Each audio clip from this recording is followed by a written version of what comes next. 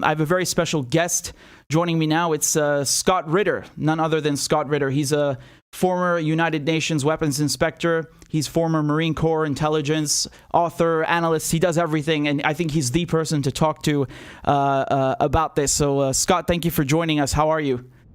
Doing fine, thanks. Thanks for having me. Of course. Thanks for coming on such short notice. It's not like there's a war breaking out or anything.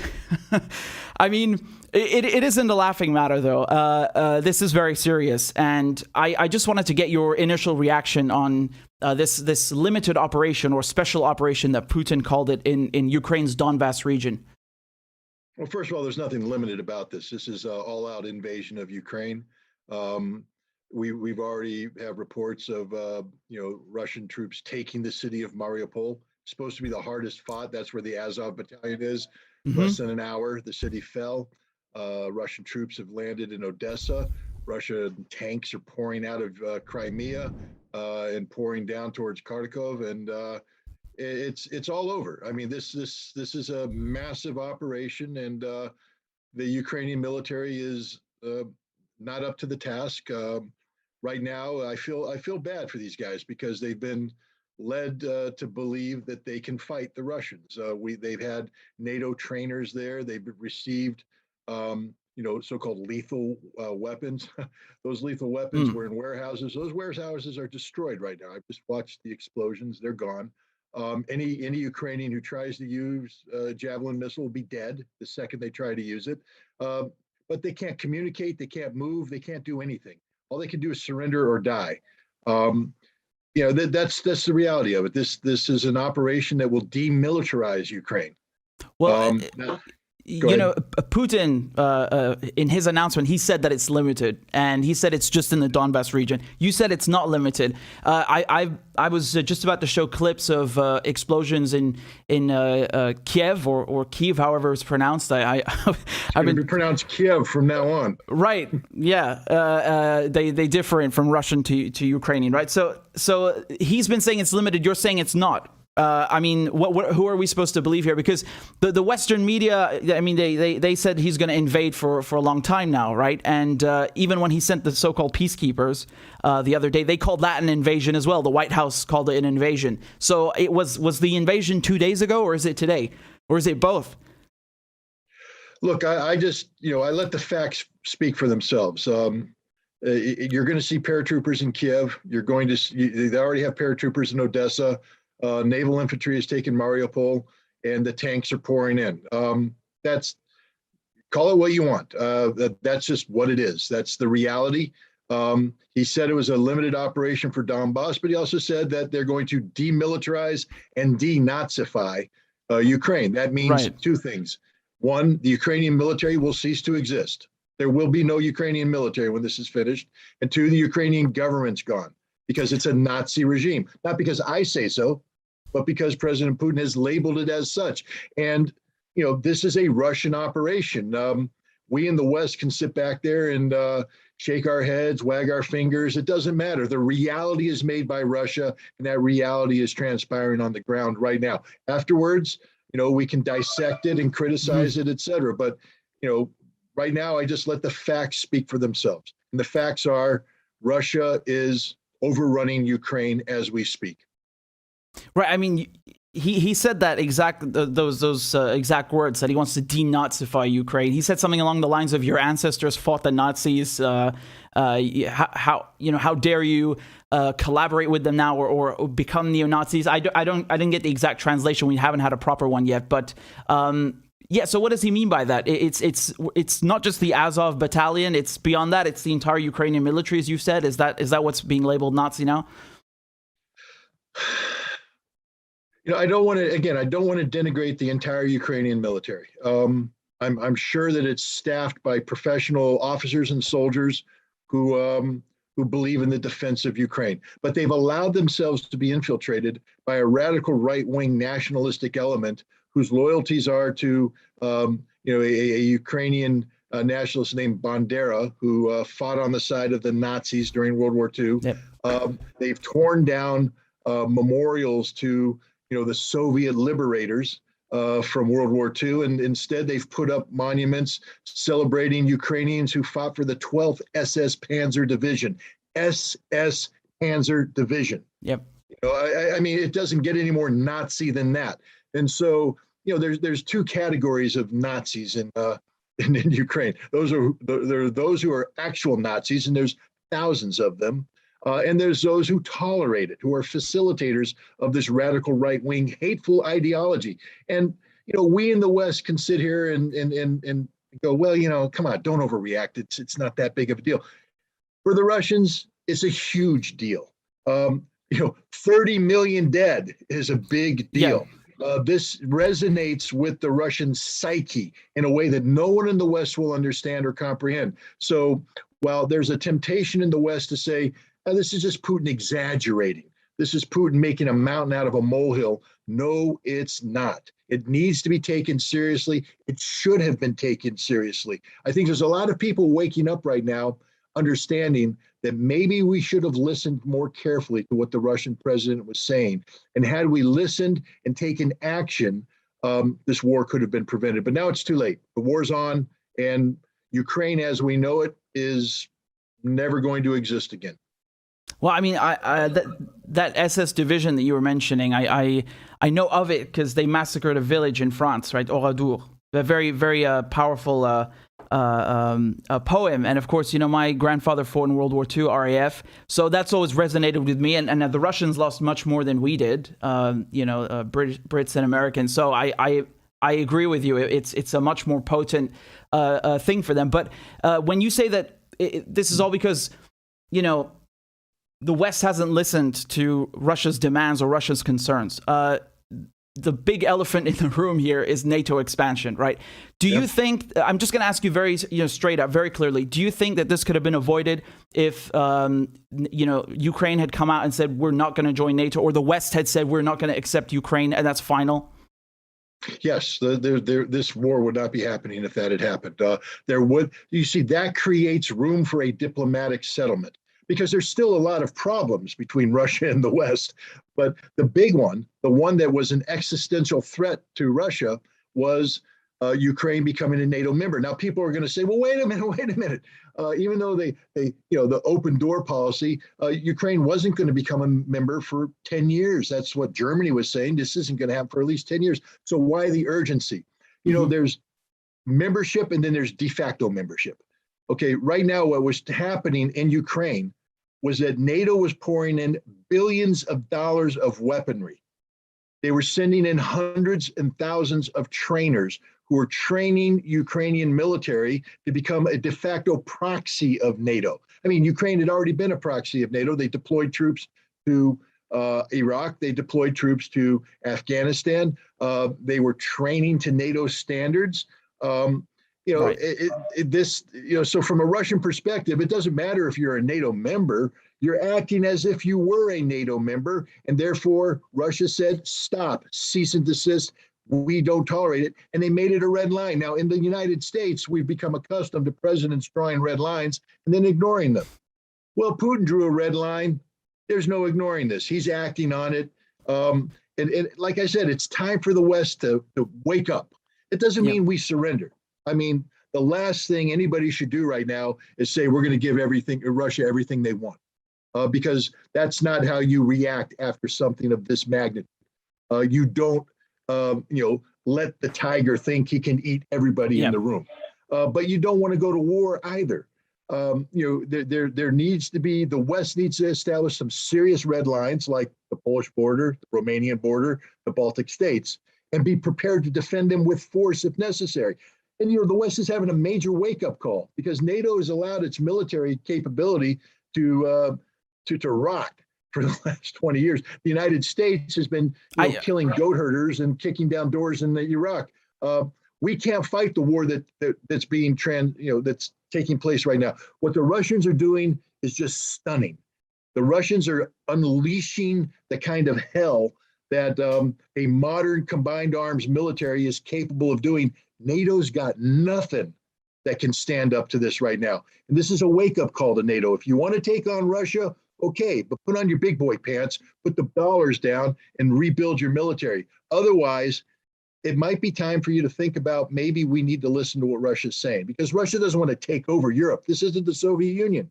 They're not driving to the Rhine. They do want NATO, however, to withdraw to their pre-1997 borders, at least the military. They're not saying that Poland and the Baltic states can't be NATO members. What they're saying is no German forces, no American forces, no British forces, no non-Polish or Baltic state NATO forces can be in those states. Pull them back. Get rid of the anti-ballistic missile, so-called anti-ballistic missile capability in Poland and Romania. And, before everybody was just yawning, oh, that's just the Russians overreaching. I don't think anybody's yawning anymore. Putin has always said to people, you don't listen to me when I speak. And he had a famous speech where he showed the Russian nuclear capabilities. He said, are you listening to me now? Well, guess what? Putin's sending a giant wake-up call saying, are you listening to me now? And hopefully the West is listening. I mean, you said, you made an interesting point, though. I've seen you saying that NATO's not ready. They just don't have the same capability, and they haven't been training for the same things the Russians have.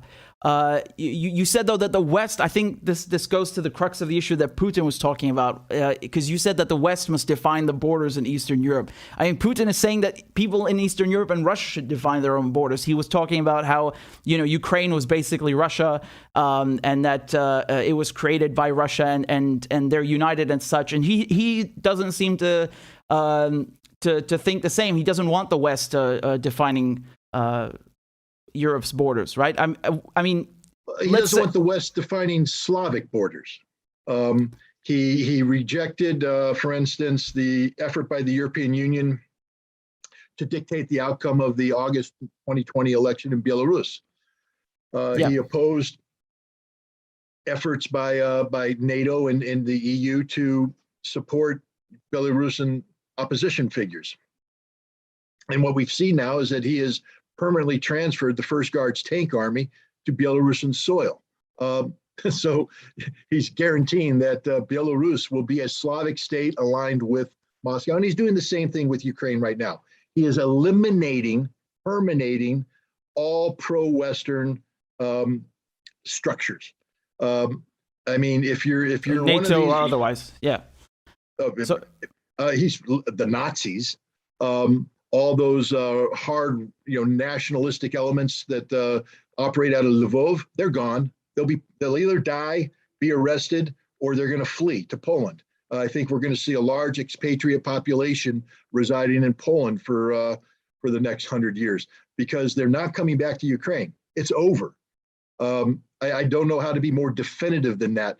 The reality of Ukraine as we knew it, and I've warned about this all along. I said, if Ukraine doesn't understand what's about to happen to it, it's going to cease to exist as a modern nation state as it's currently configured. And that's true.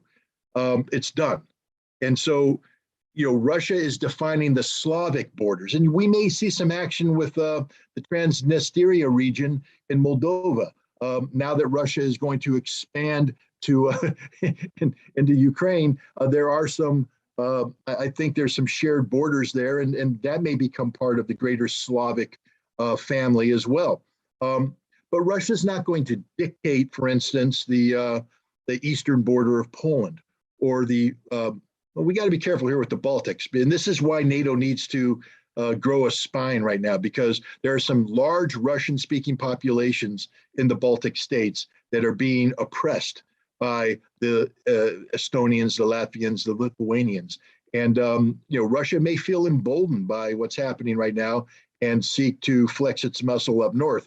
That gets a little bit more dangerous and tricky. And it's important for the West, for NATO, not to show too much weakness, because right now they're just impotent. I mean, this is pathetic. This is truly pathetic. And I'm glad, because I don't want a war between NATO and Russia. But the fact of the matter is, we've got this transatlantic alliance that's been walking around as if they're the big man on the block, and we find out really they're just pathetic. They're overweight little pudgy bully in the recess yard who is finding out that just about anybody can kick his butt. Well, I mean, I was talking about this before, that the Soviet Union doesn't exist anymore. So I mean, NATO's original purpose stated or otherwise, is kind of defunct now. But just getting back to what's happening, I mean, what's unfolding right now as we're speaking in Ukraine, you were saying that it is an invasion. The Russian military is saying that they're only doing targeted strikes. And I mean, who are we to believe now? Because if we look at what the U.S. did, for example, in Syria in 2018, no one was calling that an invasion.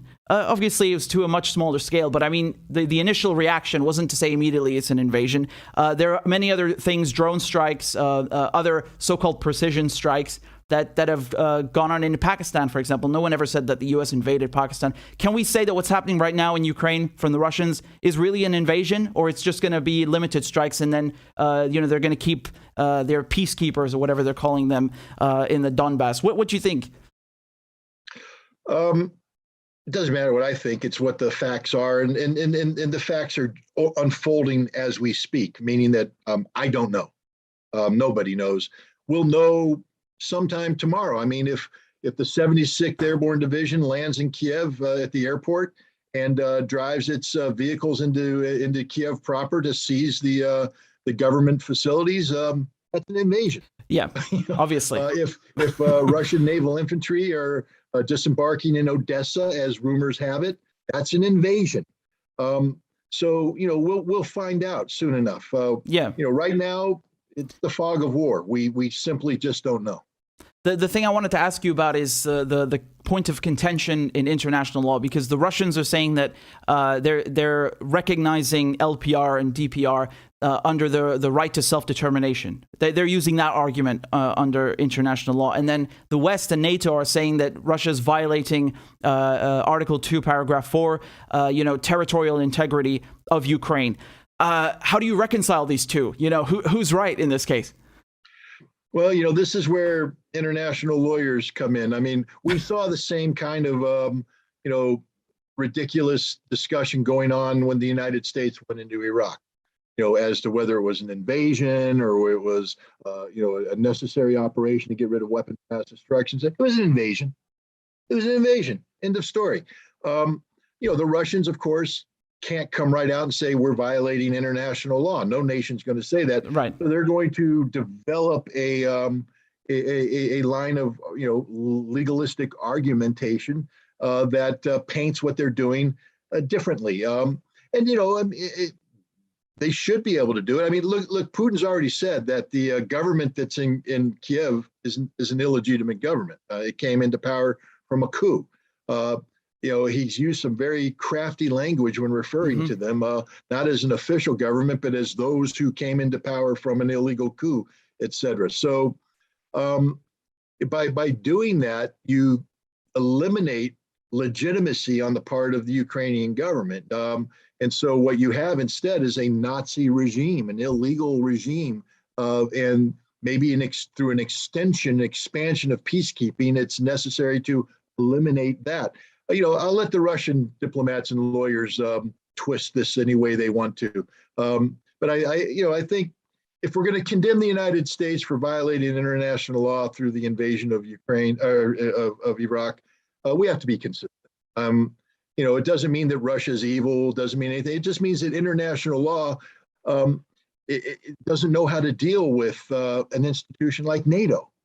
I mean, NATO exists outside the framework of the United Nations Charter. NATO exists outside the framework of international law. Where were all these people who were concerned about international law when NATO created the nation state of Kosovo, stripping it away from the Serbian nation because some Albanian Kosovars said, we want to be independent. Well, Russia took that, and Putin at the time said, you guys are making a horrible mistake. This is going to come back and bite you. Well, it just did, because Russia used the exact same playbook to create Lugansk and Donetsk, the exact same playbook. So no one in the West can literally have any credibility. And then where was the world when the United States invaded Iraq? Where was the world? Where was the condemnation? Where was the angst and the anxiety? Russia just took the same playbook and they're doing it better. I'm not going to sit here and pretend that Russia is operating in total conformity with international law. They're not. What I am going to say is that international law, as it's currently configured, is not up to the task of dealing with the situation. Because if Russia were to abide strictly by international law, then NATO would get away with everything that Russia says represents an existential threat to their existence.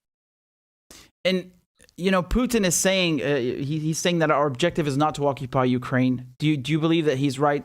What about the Minsk agreements? What of the Minsk agreements? Are those even relevant anymore? Well, Minsk is no longer relevant. I mean, the Ukrainians had 7 years to save their country.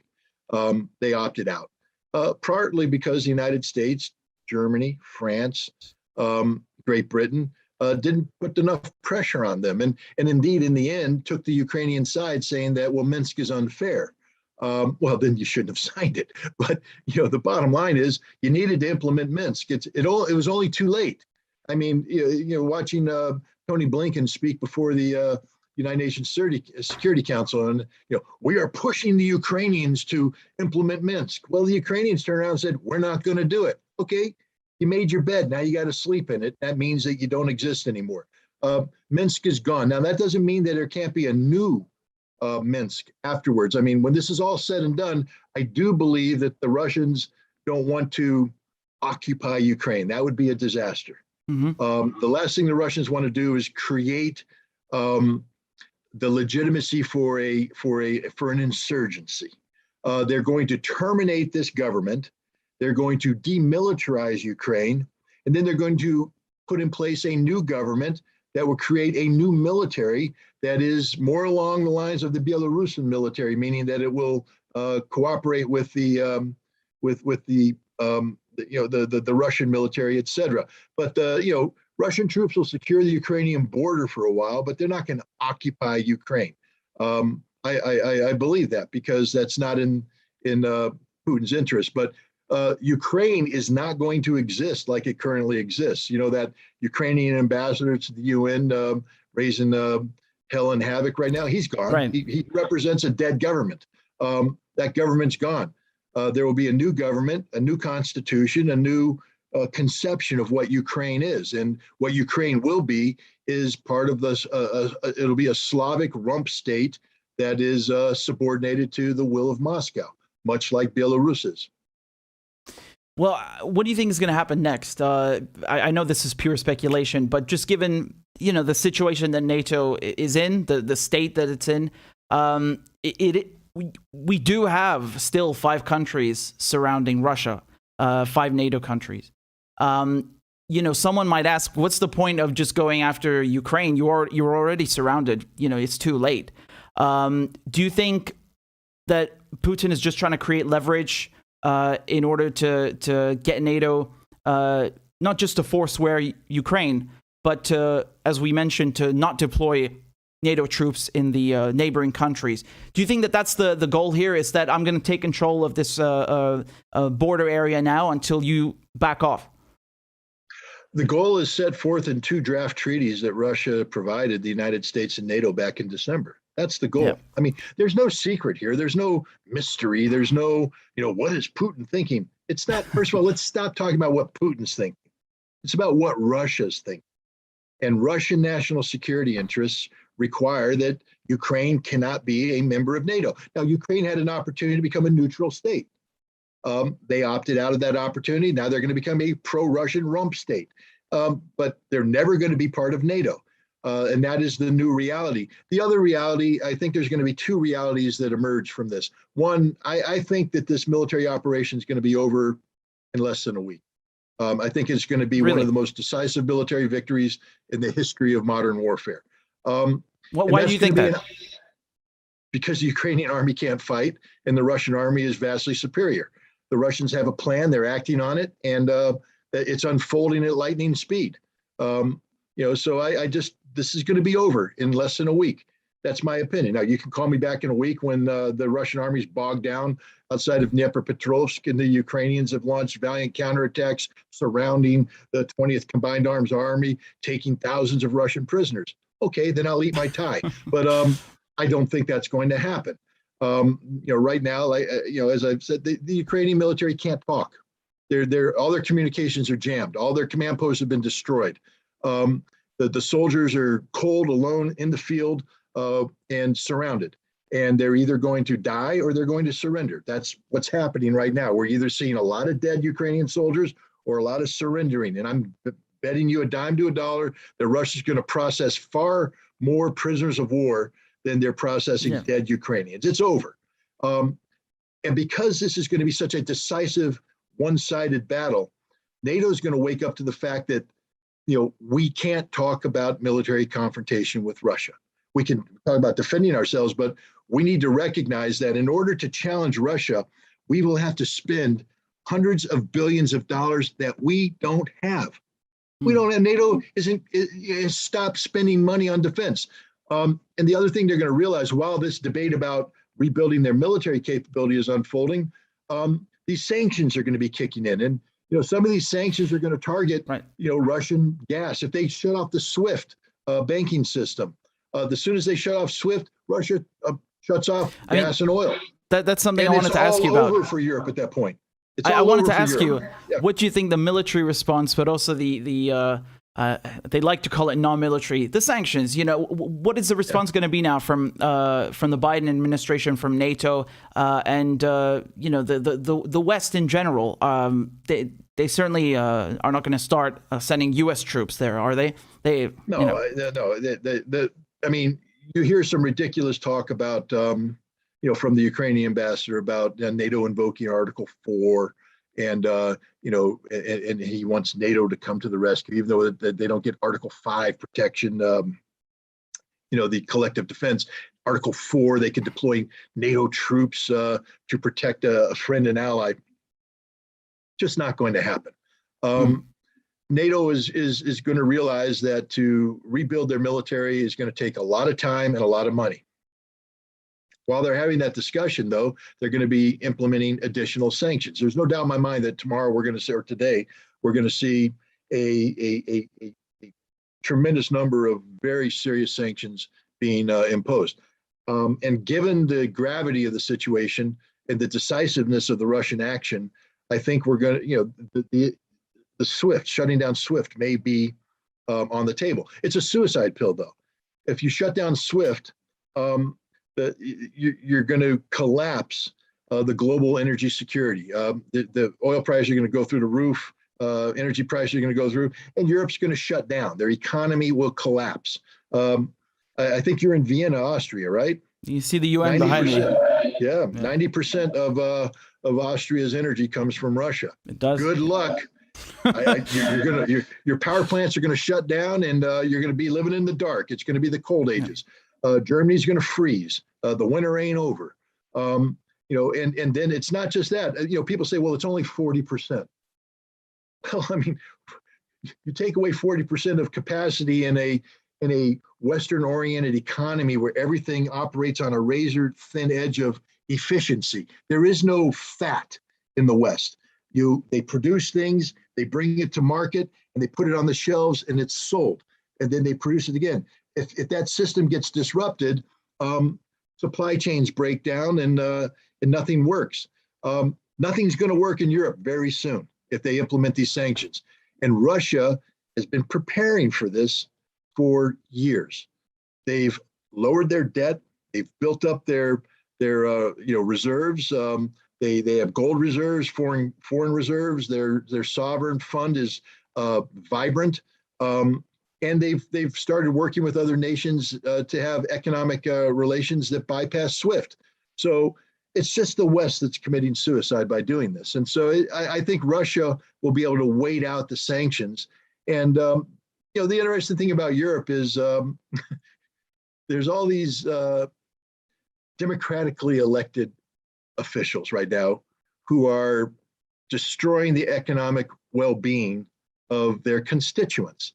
James Carville, a famous Democratic presidential consultant, said when Bill Clinton was originally running for president, it's the economy, stupid. That's all a politician needs to worry about. It's the economy. You have a good economy, you get reelected. You have a bad economy, you're out of office. Well, all of these democratically elected officials who have opted to go down the path of sanctions are going to be voted out of office because they're destroying the economic well-being of their constituents, and their constituents are not going to be happy. This was a war that could have been avoided had the West not been stupid and stubborn and inconsiderate of legitimate Russian concerns. It's not me being pro-Putin, pro-Russian. One only has to refer to the 2009 memorandum written by William Burns, then the U.S. ambassador to Moscow, today the CIA director. He wrote a memorandum after the 2008 Bucharest summit, where NATO invited Ukraine and Georgia to become members. And he wrote it, it said, "Niet means niet," meaning no means no. The Russians said, no, this is a red line. And he said, this is serious. The Russians are dead serious about this. And it's a legitimate concern. That was the other thing he said. You know, we should not give this short shrift. We should pay attention to this, because this is a red line, which if we ignore will come back to haunt us. He said that in 2009. People should have listened to him, because had we listened to him, we wouldn't be in the situation today. We wouldn't have sought to invite, you know, people have to feel sorry for Ukraine and Georgia. They've been dangled the false promise of NATO membership. They will never be NATO members, ever. They don't qualify, and Russia will never let it happen. And so NATO, instead of recognizing reality, speaks of an open door policy. There is no open door policy. Read Article 10 of the NATO Charter. Article 10 says that if a nation in Europe qualifies for membership and applies for membership, then NATO will consider it only if inclusion improves the security of the NATO alliance. There's not a single person who can articulate how Ukraine and Georgia's membership in NATO improves NATO's alliance, especially when Russia has said, if you do this, it'll put us in conflict with you. So this is just a falsehood that's been propagated by the Secretary General of NATO, by Tony Blinken, by Biden, and by others. There is no open door policy. It doesn't exist. It's a fiction. Had NATO simply done what its charter tells it to do, they would have reflected on the fact that neither Ukraine nor Georgia improves their security posture. Therefore, they will be precluded from membership, even if they resolved, for instance, their internal territorial problems, which exclude them from consideration right off the bat. I mean, as long as Russia's in Crimea, theoretically, Ukraine could never be a member, because the second Ukraine becomes a member and they seek to resolve their territorial conflict, Article 5 kicks in, NATO finds itself at war. This is why neither Georgia nor Ukraine improve the security posture of NATO. It's just a false premise. And Ukraine has been sacrificed on this hill. I mean, it's sad. It's very sad. Yeah, it's certainly been used as a pawn, you could argue, and that's kind of putting it mildly. Just as a last question, Scott, I don't want to take up too much of your time, but what do you think of the way that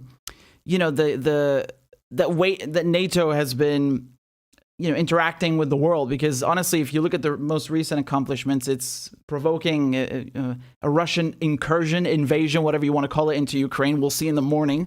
Destroying Libya, Syria. A lot of people think NATO should be abolished at this point because the Soviet Union doesn't exist. It doesn't serve any purpose. Do you agree with that view? 100%. I mean, NATO lost its reason to exist when the Cold War ended, when the Soviet Union collapsed, when the Warsaw Pact disintegrated. There was no reason to have NATO. Its reason for existing had disappeared.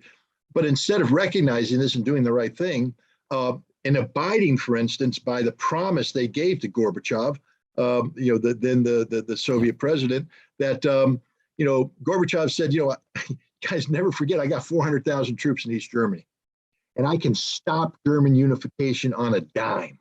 If you want to go down that route. But I'm in favor of stability, so I'll go along with German unification. I'll withdraw my troops, but if I do so, you have to agree not only not to bring NATO troops into the eastern portion of Germany, but you can't bring NATO troops east of the Elbe. You can't go into Poland. You can't do this. And he was given assurances, and everybody said, well, it's just verbal. We now found out it's in writing, that this wouldn't happen. So right off the bat, we have an expansive NATO. Now, NATO says, that's okay. You don't be worried about an expansive NATO because we're a defensive alliance.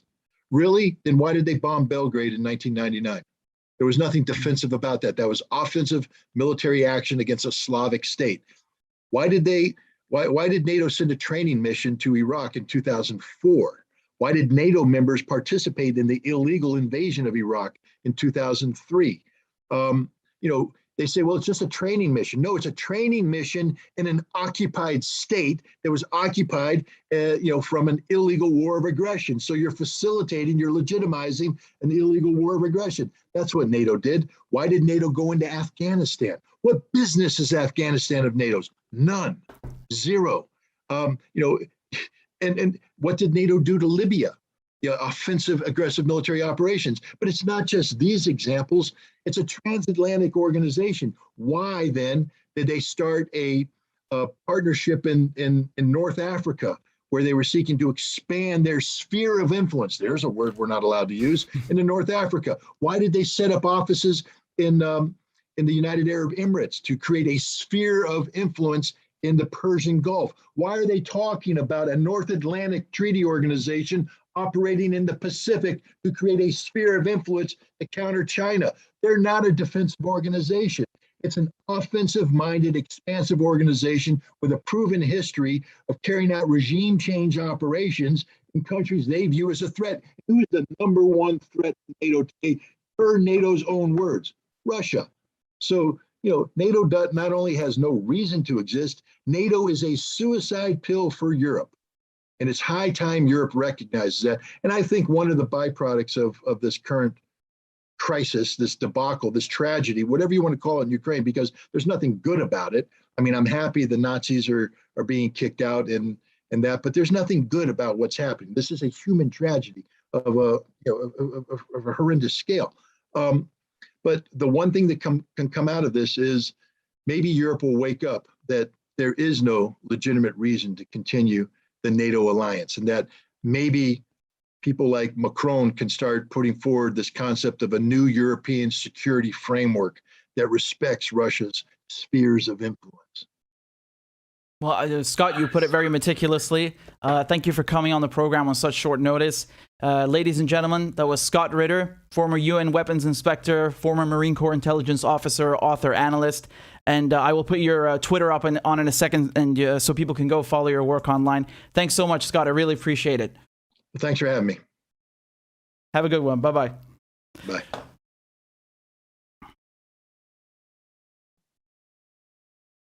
All right, guys, so we'll be continuing the program. I'll take it from here. Again, that was Scott Ritter. I'm going to put up his social media so you can go follow him. He's really great. You need to understand something, like how important his work is. When the U.S. was trying to invade Iraq in 2002, 2003, and they were seeing Iraq as weapons of mass destruction, the reason we know that Iraq didn't have them anymore is because he was inspecting Iraq. Scott Ritter, who I was just talking to, right? So he was the UN weapons inspector in charge of making sure that Iraq had disarmed. And then Colin Powell goes to the UN and lies, of course, and says Iraq has failed to disarm. Complete nonsense. I'm just going to, I'm going to put up his social media. And I did an interview with him on this channel about Iran, and Iran's nuclear program and all of this stuff, the nuclear deal, because he knows his stuff about WMDs. He knows a thing or two, right? So I'll of course continue about Ukraine in a second, right? I'm just pulling this up for you so you can see that. There you go. Make sure you follow him. He's great.